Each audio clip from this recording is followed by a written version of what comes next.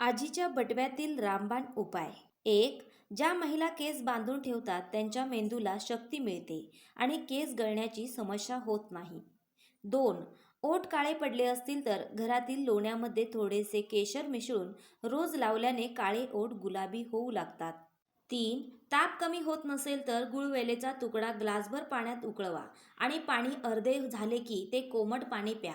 यामुळे ताप लवकर बरा होईल. 4. जे लोक काकडीचे सेवन करतात त्यांच्या रक्तातील शुगर वाढण्याचा धोका कमी होतो आणि हृदय निरोगी राहते. 5. लहान मुलांना तळव्यांना विक्स लावल्याने त्यांच्या छातीतील कफ निघून जातो आणि सर्दीपासून आराम मिळतो. 6.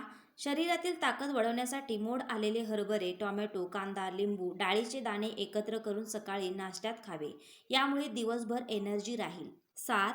जास्त खोकला येत असेल तर हिरडा उगाळून तो सकाळी मधासोबत घ्यावा. याने जुना खोकला देखील बरा होईल.